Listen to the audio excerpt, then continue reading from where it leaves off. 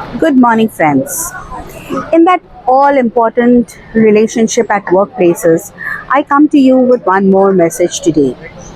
Have you ever walked away from a conversation feeling like that you were walked all over, but you couldn't explain why? It's not just them, it's something you are unintentionally teaching them. And today, I will show you how to stop.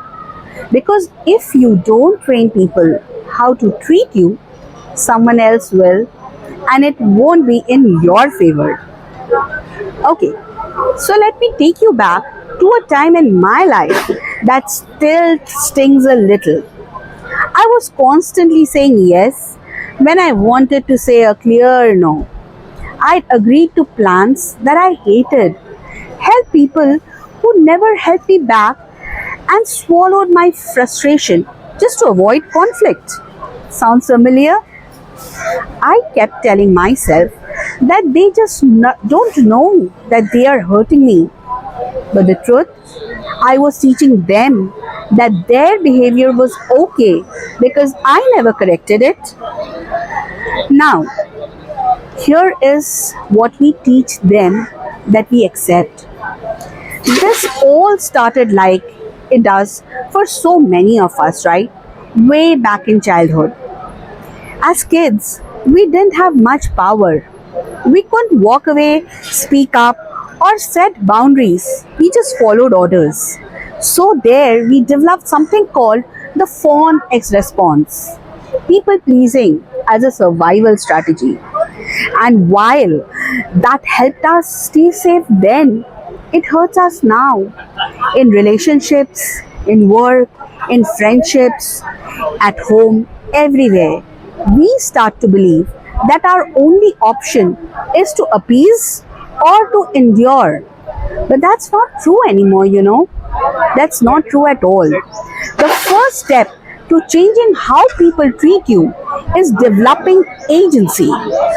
Agency, you ask? Agency means owning your own choices, knowing that you have the right to walk away and standing firm in what you allow in your space. Think of someone in your life who's firm, kind, and rarely complains about others. Chances are that they have strong agency and they don't tolerate disrespect. Here's the truth, you can't control how others behave, but hey, you can control what behavior you allow around yourself. That's in your power, right? Next, you need to notice when you're reinforcing bad behavior. How do you do that? Let's say someone guilt trips you into doing something that you do not want to do. You give in, right? Just to keep the peace. That's where it starts. What did you just teach? You taught that guilt tripping works with you, right? You are rewarding the behavior you want to end. Here's what to watch for. Your body tenses. You feel resentment. You can feel it building inside you. These are the signs where your body is subtly telling you that you don't want to do this, that I don't want to do this anymore. Those are the signal. Pay attention to them. These will help you. Now I will tell you a story that happened to a friend of mine. Let's call her Anne, for example. Every time we'd make plans, she would change them in the last minute. And I would say, no worries, all good. I'm going to handle it. Until one day I realized I was the only one compromising.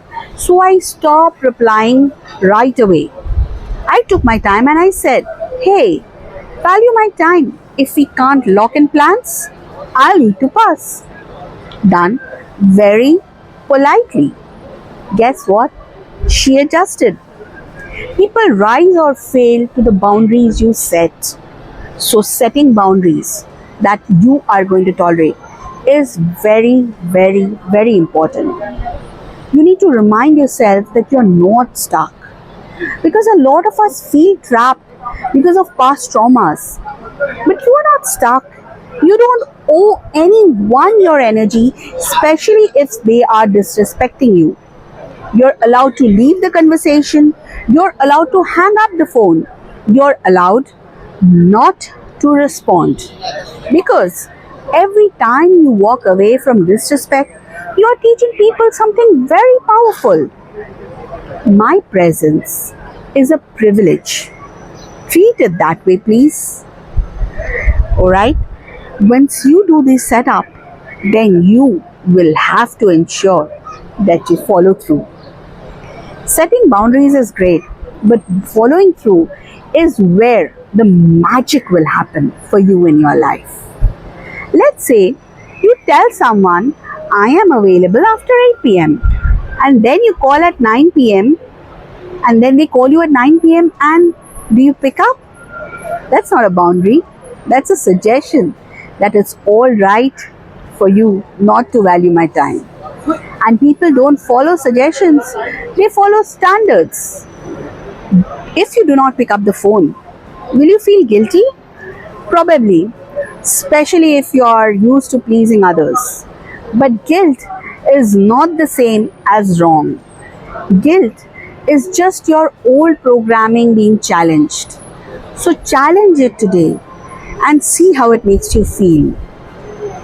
You will be able to resolve if there is any conflict that arises. Because manipulative people rely on your discomfort. They count on you folding whenever it gets awkward. But every time you stand your no, you get stronger. The first few times might feel like a fight because it's against your conditioning, right? But soon people will stop testing you because they will know it won't work. And that is how you change the dynamics. Not yelling, not by fighting, but by quietly and consistently holding the line.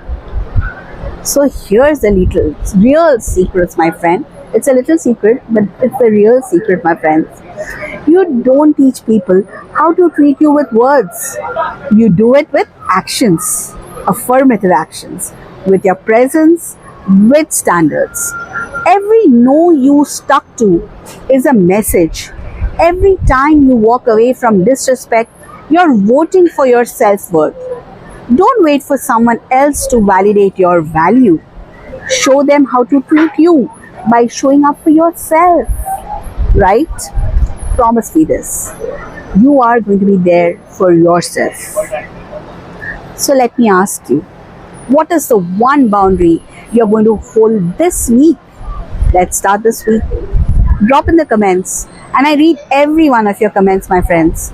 If this resonated with you, watch the video where I shared 3 toxic behaviors we often ignore until it's too late. Don't forget to subscribe, like, and protect your peace. I will share many more such content which I hope will add value to you. See you soon, my friends. Have a lovely life.